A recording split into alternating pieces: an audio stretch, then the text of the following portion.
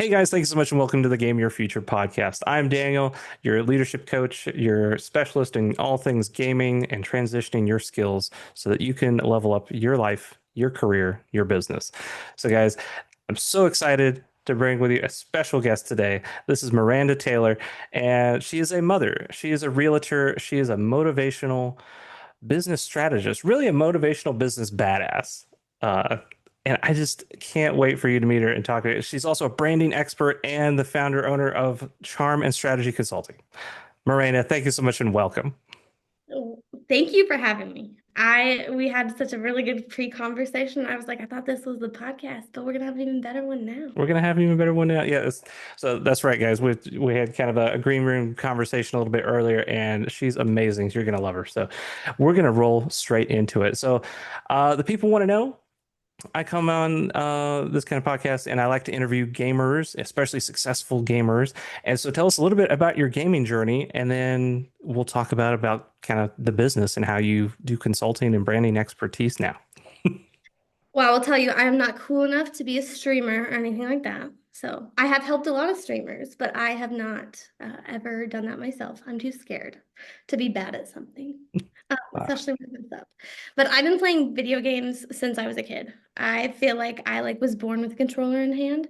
My mom, she played Pac-Man like literally to the point like for 3 days straight one time, and I'm pretty sure we called it Pac-Man thumb. Like she had like a because it was like the old Atari where you like would press the button and my mom would be all weird about it. yep. And like whenever she does controllers, she like does this. So we were a big video game household, and I've been playing games since I was a kid. My brothers, brought me up that way. I uh, I remember as a kid playing Mortal Kombat, like at 5, and that was a rated M game, so like it was a big deal. Like I was like, yeah, I was gonna say my parents didn't let me play Mortal Kombat. They saw that aim and they're like, uh-uh. I was I like, was like I got to play Street Fighter. That's what I get to play. I was like the seventh kid, so they're like, anything that would go wrong has already gone wrong. So just like whatever, free for all. So Gotcha. You in said you're the school, youngest of your family? yes. And That's I what always I always thought I'm like, why would you do that? And my parents are like, well, you turned out fine, didn't you? And, and I, Yeah, I'm the youngest, or I'm the oldest of four, and the youngest definitely feels like he got away with so much more. It's like, hey, can you go out and mow the grass? It's like, well, he can go do that. It's like, oh, he's too young. I'm like, I was out there 2 years before him. Like, get him out there. He gets away with everything. I was literally just talking to somebody about like the order of things. And like I was also kind of like an only child for a while because there's a Uh, huge age gap mhm. between me and my youngest brother. And what was really funny about this conversation is that when I was 5 and I was a kid, we would be like left home alone sometimes. Like, I don't think CPS or anybody can call on my parents now that I'm an adult. So, we would be left alone at like 5, you know, to the whole house ourselves. Mhm. You I can't do that with my kids, you know. But I don't really restrict my kids on video games because I do think they're really important for strategy and things like that. I've been playing like hard games since I was a kid. We played the fighting games as a family. We would play things like we were a PlayStation household. Okay. Mhm. I don't want to be divisive here, but yeah. Um, I've played everything under the sun, so that's uh, but like we would play like Mortal Kombat, we'd play like 10 Pin Alley, and like what was that game like? Oh, Crash Bandicoot. Crash Bandicoot. Yep. Crash Bandicoot was the first game that I ever completed like by myself. And Ah, I remember being so proud of that because those games are hard. yeah. Like, I'm sorry, they're difficult. They are not always easy. And that was always really fun. And then as I got older, we developed more um masochistic taste of games, I love the Souls games, and they all Mm. talk about like starting over, right? The Souls games are all about like, hey, you got to fail to succeed. So every single time you fail, you learn something new, you get to go back, try again. And that is one of the greatest strategies of all time. So like when it comes into business and things like that, that's something that's always been in the back of my head. And your podcast is all about like gaming and how it brought you up and all of those things. And it has helped me so much with strategy. And even sometimes, like when I can't concentrate or like I feel like I don't know how to solve this problem, dude, I'll go play games for a few hours. And like to other people, it looks like you're vegging out and like you're not Right. becoming a human. And like remember that South Park episode when Cartman gets into World of Warcraft? Oh yeah. That's It's a great episode. the viewpoint that people get.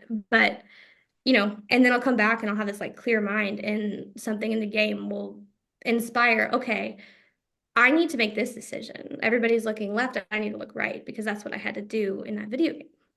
So Yep. I've always used video games as kind of like a hobby. And when people look at me, they don't always like look at me and be like, oh, she plays video games. But that is something that is like a core of my personality. And even my friends, like all my friends are business owners, and we will play like the group games, like if you want to torture yourself and you have a lot of friends or you don't have a lot of friends, play Pico Park. You will want to murder somebody. Like, I've seen Pico Park. I haven't played it. I've seen some people play a Pico Park online. That sounds like it tests friendships. Yeah. oh, it is. Uh, I will sometimes they'll be like, "Hey, do you want to play Pico Park?" I'm like, "Who is playing?" When you We have have, to ask. or like Chain Together. Oh, I've heard of that one too. Yep. Seen that. If you want to lose friends, play that game. Yeah, I think Pico Park seems like if you want to test your friendship, and Chain Together is just like if you specifically want to lose the friend. If you play Chain Together.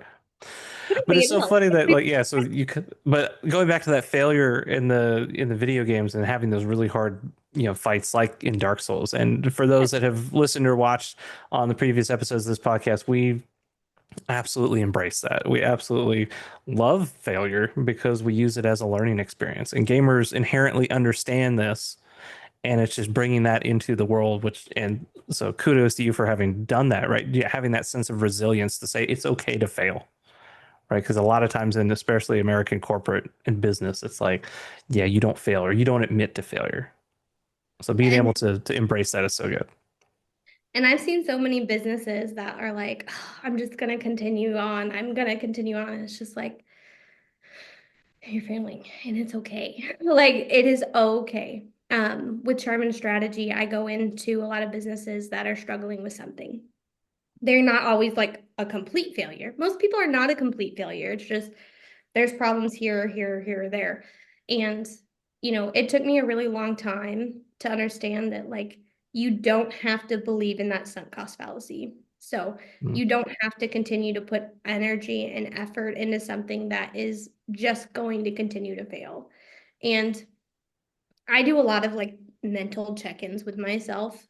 And the biggest one is like, is this succeeding and does this bring me joy? Like you guys on this podcast will see me like smile all the time. Believe it or not, I owned a business that literally made me like not smile. Like Mhm. I hated it. And it was a beautiful idea. And I went in with other people. And, we went into it with all the right intentions, but it just didn't work. And it didn't work for a variety of reasons. We had a lot of heart for it in the beginning, but then once we actually started divvying out work and like what it was going to take to do it, and I'm one of those people that like I will do it. I will power on even if it's hard, if it's difficult, I'll still keep trying, right? Love the Souls games, love them. I will just keep trying. And I got to the point where like, no, we can't try anymore. Like I'm taking away from my kids. I'm a single mom of two kids. I'm taking away from my kids. I'm taking away from my personal life that I don't have. I'm taking away from, my joy. And I always find joy in my business. Like that is something that I strive and I promote all the time is find something that you absolutely love to do that way you don't work, that Yep. you get excited to go to work. You have a smile on your face. It brings you joy. It brings you passion. And it got to a point where that wasn't there. And I didn't realize that this was eating at me until I just like literally lashed out one day, which I don't lash out. I don't raise my voice. I don't yell. I don't scream. I don't do that. And I did. I like lashed out. And that's how you know that you need to stop. If you become Yeah. a completely different person than who you want to be or who you want, whatever your brand is, whatever you do, if you do that, that means you need to stop and you need to figure out a different strategy or a different way to keep going. Even if you've put in, like I think I put in tens of thousands of dollars into that Yeah. business. And Because I think with a business for sure, like that, there's because as you mentioned, it's called the sunk cost fallacy, right? You've already put money in, you've already put time and effort, and you don't want to stop because then it feels like you've wasted your time, right? Like if I can just make it work, then it yeah, will all have been worth it.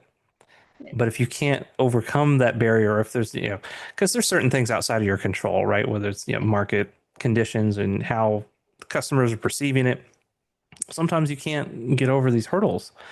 And it's not a reflection on you. I think is what I like to say. It's not, your business is not you. Like you are not your business.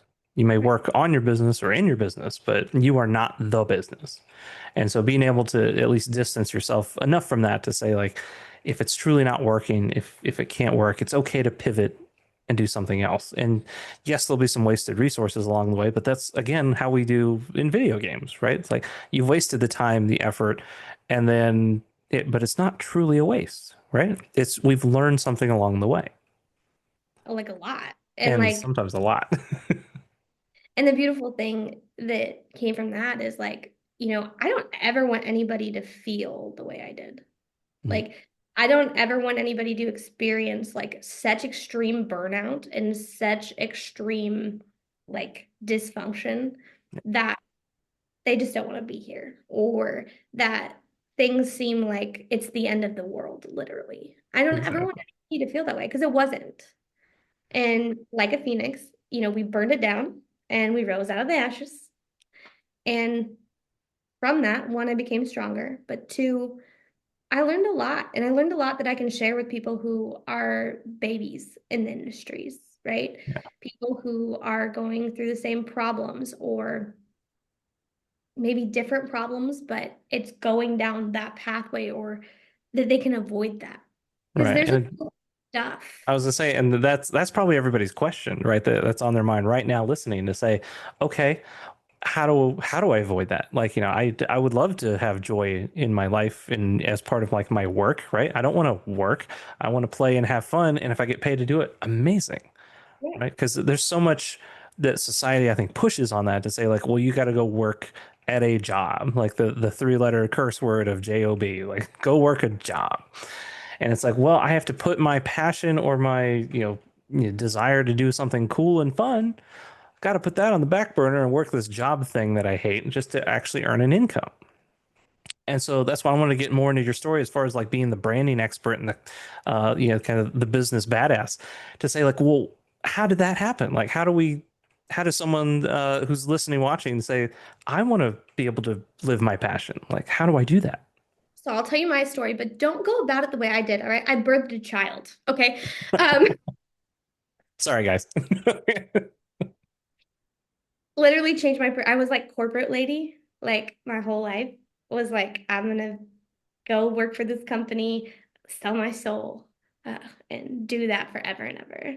And that company used a lot of my ideas for free. And it was a big company, right? It was a corporate company. And I didn't like that. And I didn't like that I was stressed all the time. And I I really wanted a family and I really wanted to be able to be there for my kids the way that, you know, my parents have always kind of been there, but they always worked like 3 and 4 jobs, jobs, okay? And they were never able to provide the way that I needed, especially with having 7 children. Like that's just like Mm. impossible. Like kudos to them that we're all alive, all right? I love them dearly. But I wanted to be able to provide for my kids, both in a time standpoint and in a life standpoint. And everybody knows like crap is expensive. All right. Like nothing is cheap right now. And kids are really expensive. So that's why I'm like, don't go about it that way. Don't learn that lesson this way. Learn it from this podcast. There you go. Oh, it changed my whole entire view on life.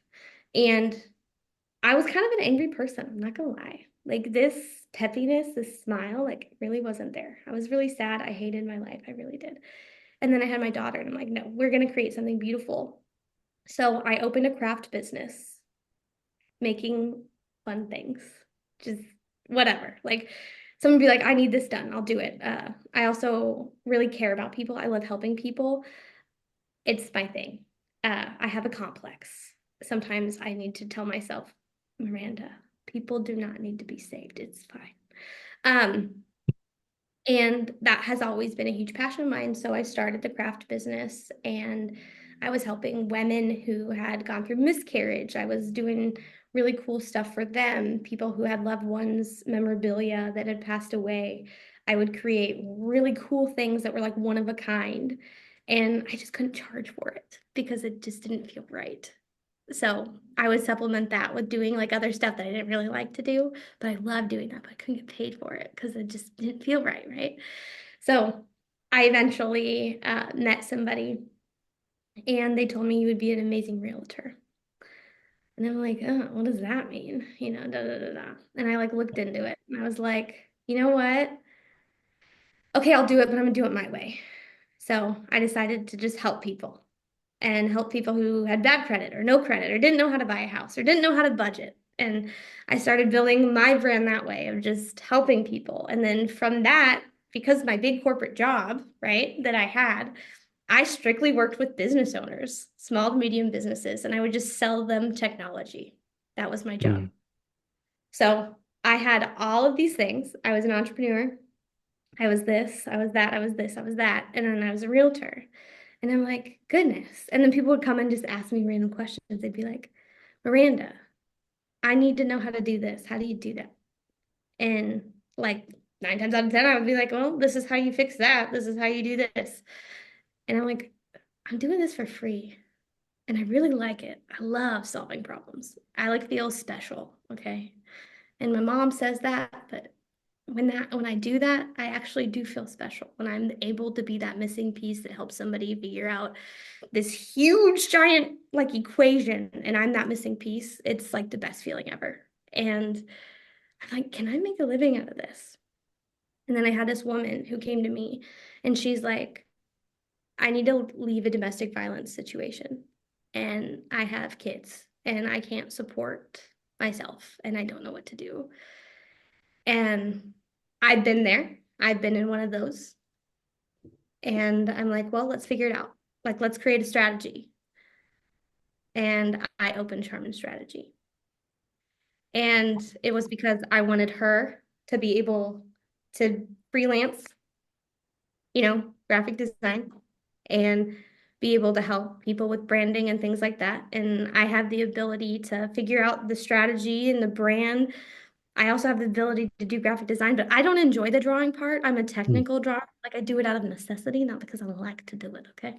Yeah. So I needed somebody like that. And since she has moved on, but I was able to be that stepping stone that gave her the courage to leave, right?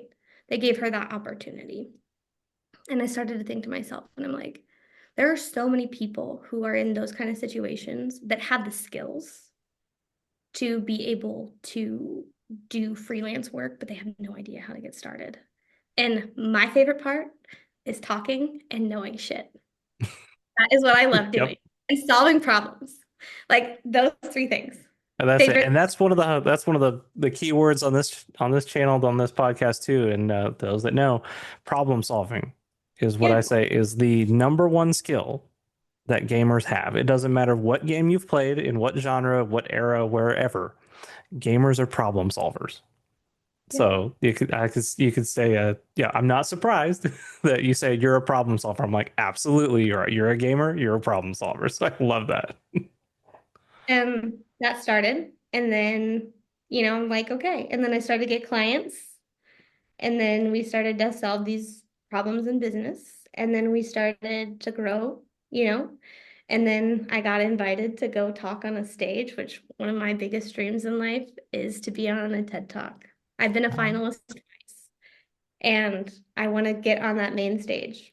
Huge goal of mine. And I got invited to speak in front of 350 people in a different state. And I'm like, oh, we're doing this damn thing.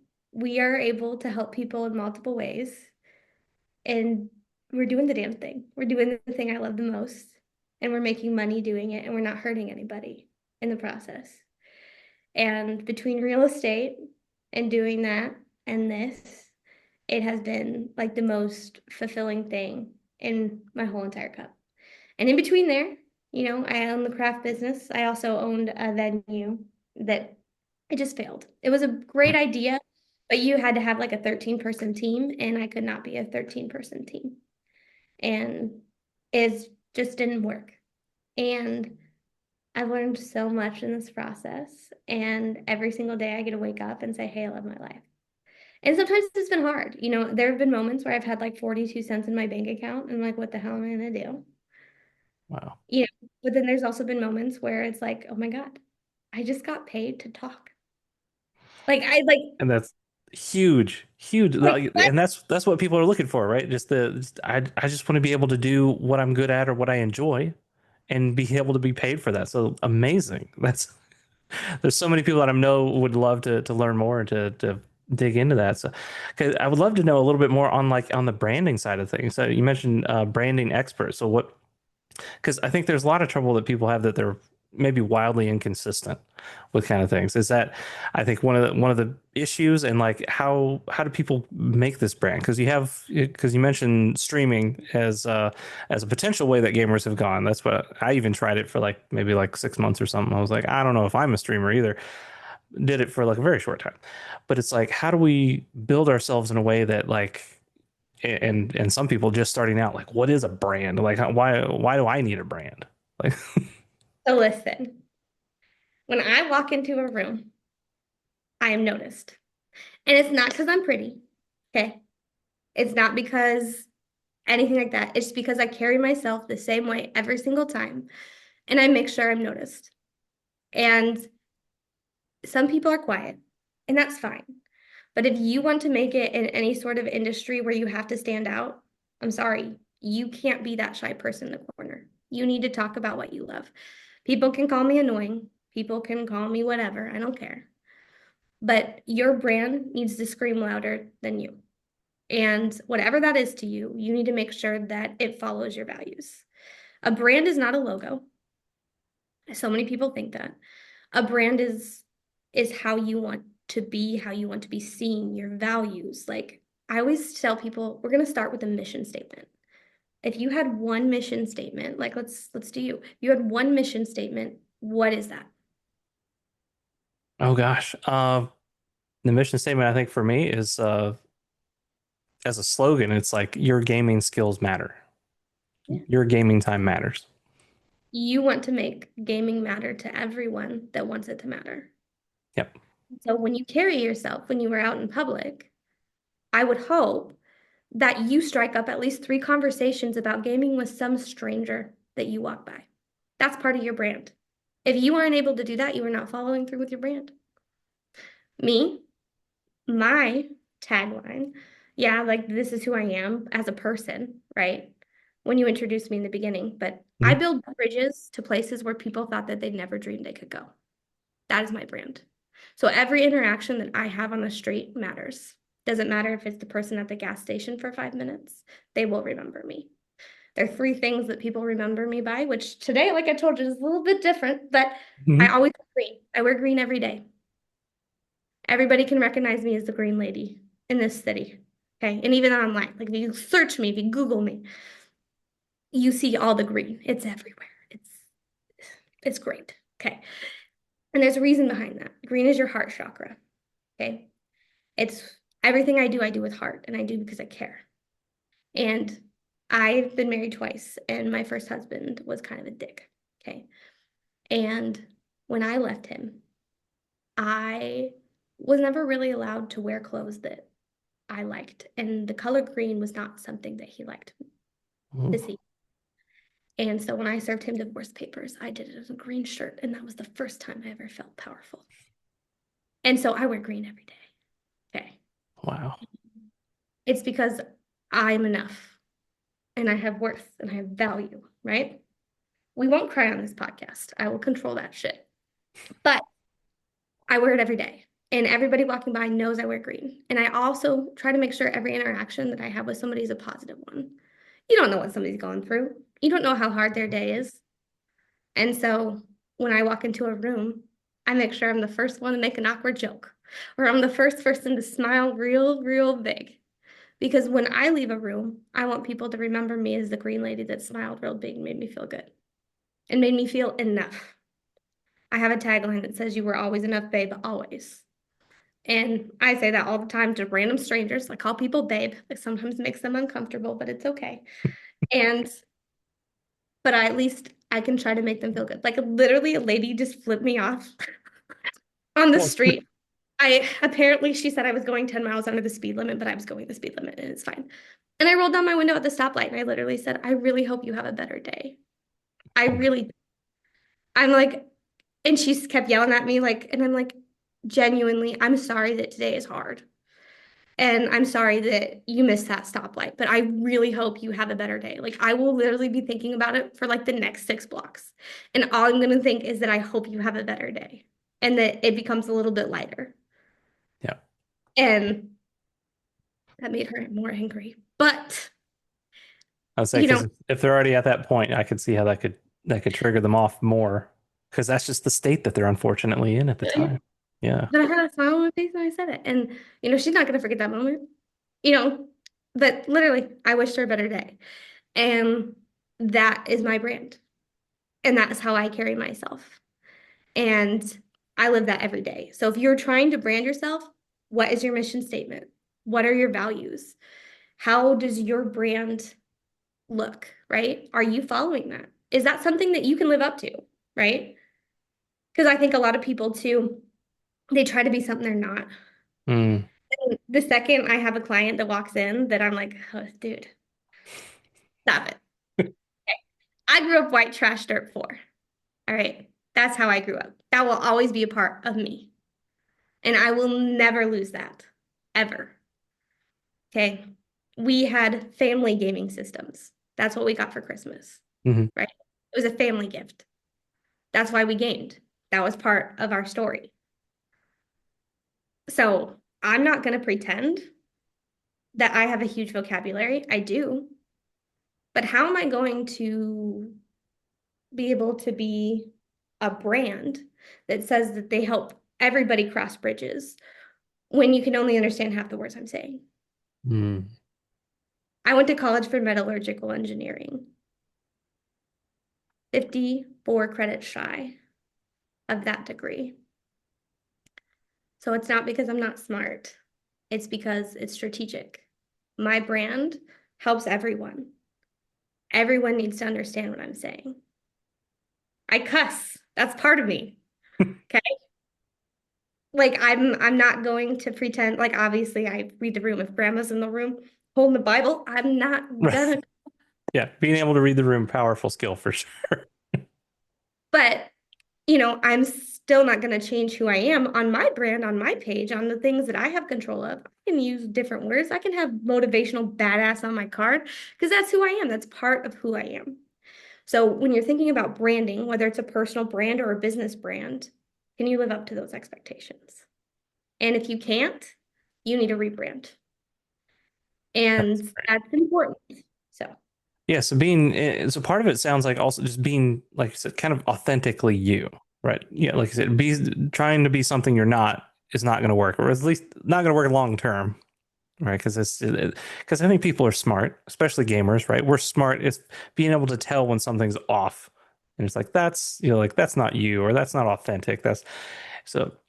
I think especially in the gamer world, it's just when you see that kind of fake persona, like I feel like gamers especially can call that a mile away and be like, no, that's not who you are.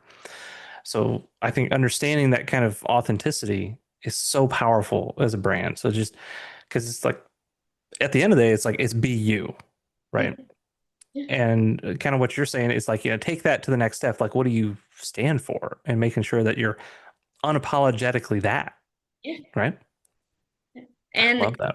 I will tell you that if you think about all of the famous brands, right? Like name a brand that you care about. Oh, that I care about. I'm a big And fan of Square Enix as far as gaming why? because I have always been a Final Fantasy fan Okay. player, right? So all the So JRPGs, especially that they put out. Yeah. And knowing that brand and how iconic it is. And there are so many people who I'm going to tell you, I'm not a Final Fantasy fan, but we're going to talk about this. Okay. That brand has a huge fan base and they have been consistent the whole entire time, even through changes, right? They have stuck to who they were. And that's a company, it's not a person, right? Yep. But if you think about their branding, how have they been consistent? And it's really just the kind of the format, right? And because I think people love this kind of the JRPGs as a Yep. format, as a brand, as a genre, and then gosh, the thought of it is just like kind of this world, save the world kind of story, right? And narrative with a whole bunch of different characters. Basically, the Final Fantasy I like to sum up as meet and create a whole bunch of friends, save the world. Right. And they've done that with every single one of them, right? And they've kept that consistent throughout the thing. So when people buy that game, they know what they're going to get. And they know it's going to be incredible. And it's going to be an incredible journey. And they're going to feel connected to every single one of the characters, right? Because that's their brand. And they have kept that throughout the whole entire thing.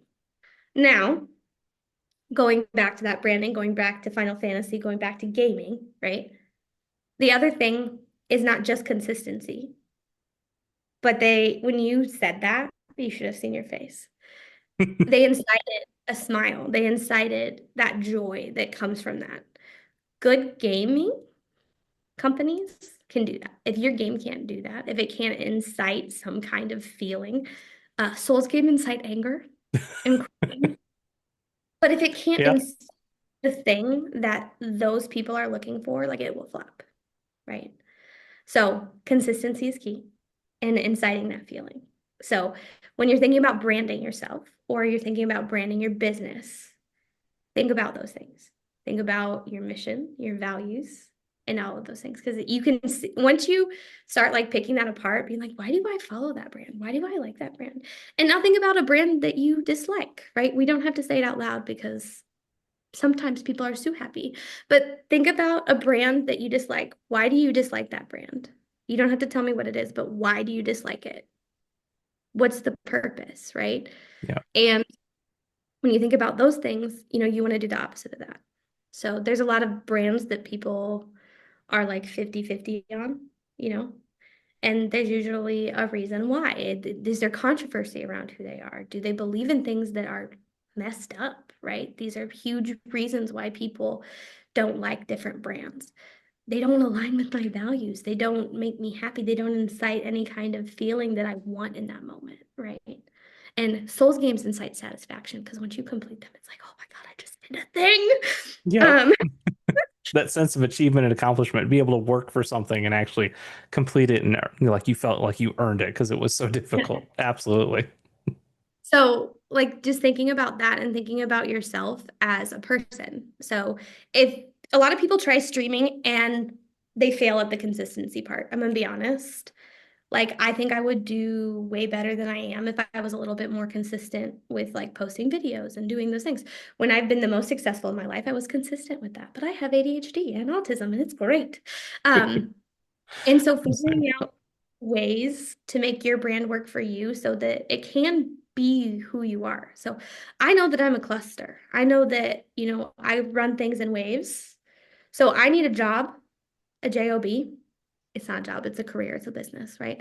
Yep. We should stop calling it that, huh? Exactly. That has challenges and is different every day. Because if it wasn't, like I would be gone. If I Yeah. did the same thing every day, I would hate it. So just It's knowing things about branding is so important. that is it's so funny that you say that because that's yeah, I feel the same way as far as you gotta have the variety. You gotta have like the spice of it to do things different. I worked in supply chain at my corporate career for years. Supply chain was great because it brought that variety. You didn't know what supplier was going to be on fire that day, right? So it was always different. The challenges were always, I could not imagine myself being the guy in the factory, like putting the widgets together. Like that just sounds terrible because you're just doing the same thing every day. And that's not me. That's not who I was. And I will tell you that there are people where that's great. I Yeah. know people who need to be like, do the same thing every day and have like a strict schedule. And if that schedule is like different, then, I Right. know people like that's not for me. I need chaos. But I need chaos and structure at the same time. Um, how? I don't know, but that is what I need. All right. Uh, Love I it. Yeah. And just having the, because I mean, we all need, that's one of the kind of the, some of the human needs, right? I don't know if you're familiar with Tony Robbins, right? And the six yeah, human needs, right? And that's one of the very certainty, like so consistency, structure, and then the very second one, variety, like chaos. yeah. Like you got to have. So it's you say that, but absolutely 100% true is that in our lives we want certainty that certain things will happen when we do something, but then we also want the variety to have the surprises, the changes that, and it's just part of life, and that's what we love. So absolutely, absolutely understand.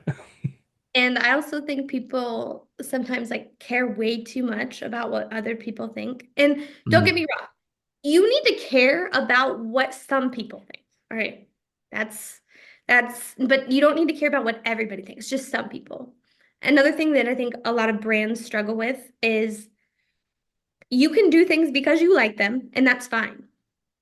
But if you get into the industry of whatever it is that you're doing, and you're doing the opposite of what your target demographic wants, and you're not successful with it because you're different, that's a problem.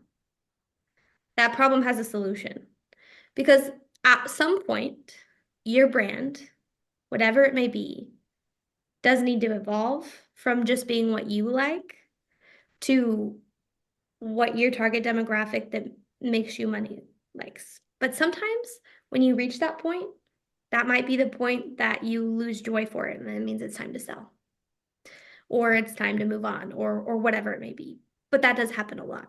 I see it happen a lot in companies where I'll look at their branding and they'll pick a color, we'll just say yellow.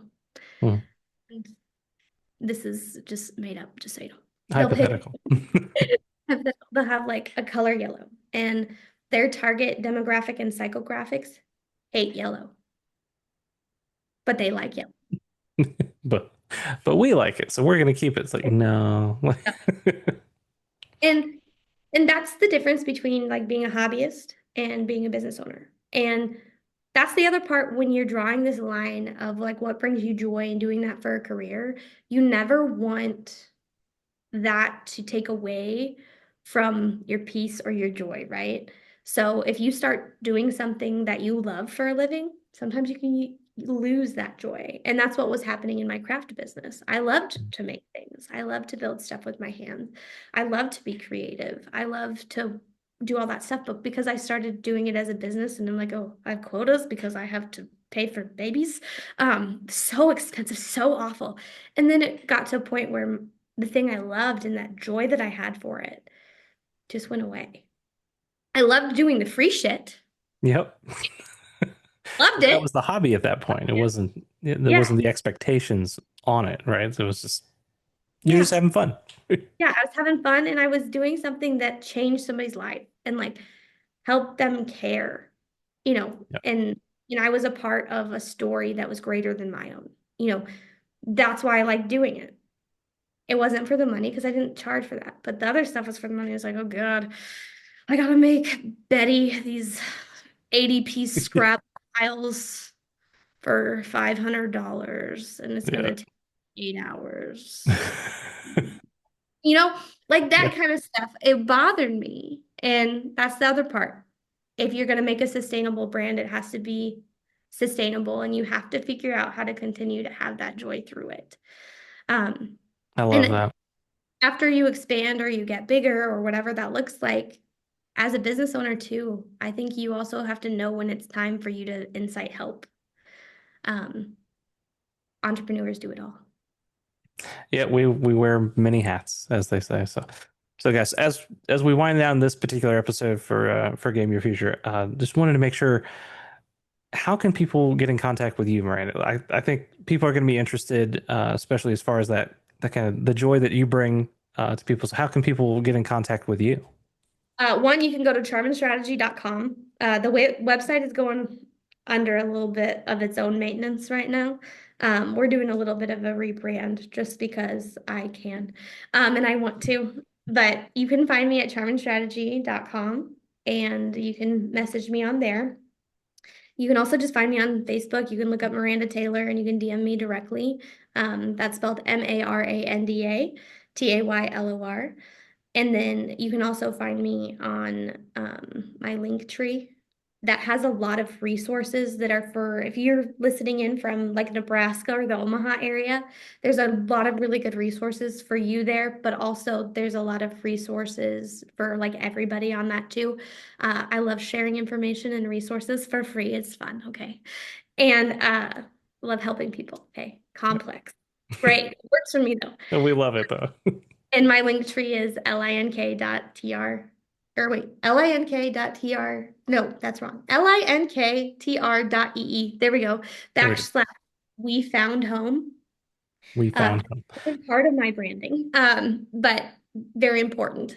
And um, I genuinely, if anybody ever has questions about anything, take 5 minutes to message me, I'll message back. I'm not one of those people who won't message back unless it's weird. Don't message. Don't message weird. But yeah, if you have questions for Miranda, definitely check her out. And we'll have the links down in the description for you guys for the in the show notes. So definitely reach out to Miranda if you're interested in connecting with her. And gosh, this has just been so much fun, Miranda. Thank you for being on Yeah, here. I And guys, appreciate it. yeah, this has been so much fun. And guys, if you're looking to level up your own career, level up your business, definitely check out my website, dragonmorexp.com. Start your journey there so you can leverage your gaming skills to get you ahead, get the impact and the income that you're looking for. And before we go, we always have one final question for our guests, which is, of course, what is your favorite video game? Oh, Mortal Kombat, hands down. When I was in college, I would literally play people blindfolded for money. Uh, I've been Whoa. playing it since I was 5. Like they would put me out in the hallway and I would like just pick the character and then I would just like listen to figure out like, okay, it's like Sindel So and you it's wouldn't like, even know what character you okay, were, sort of. no. And then I'd be like, it's one or the other. So then I would just start like pressing buttons. Some people are like, oh, you're button mashing. I'm like, no, sir. It's like, I no, just it's like about it. I know it's one of these characters and I know they have these moves, so I'm gonna try that. That's Until wild. then I would wait till the person who was like playing me would be like, "Oh my God," or like say something that like would, incite violence. And I'd be like, "All right, so that's who I am." And Like, then I okay. yeah. And like yeah, people would put up like $5. That's wild. Oh my gosh, that's so fun. I You're the first person that's the like the blindfold to play the game and still being able Hey, to kick people's ass. I love that. I grew up white, trash, dirt poor, broke college student, creativity strategist. It all adds up, all It right? all makes sense. It all lines up perfectly. That's great. And I went to an engineering college. So like for every like one girl, there were like 6 boys.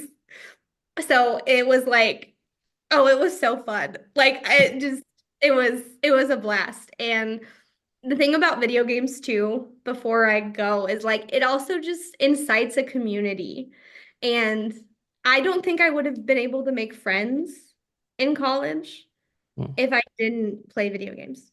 I don't, like I don't think I would have been able to be as successful as I am if I didn't play video games, not only from a strategy standpoint, but from a social standpoint too. My social skills used to suck, okay?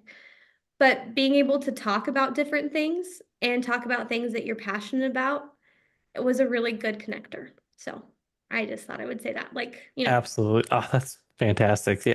Gaming is such a great connector of people, right? Just all the different gaming communities out there, just gaming in general, but like even specific games that you connect over is just such a great way to, yeah, like to meet new friends. So absolutely love that. So guys, so Miranda, thank you again for being on the podcast. This has been wonderful. And guys, definitely check her out if you want to connect with Miranda Taylor. So much fun. So guys, final message for you. Remember, stay awesome, and I'll see you in the next one.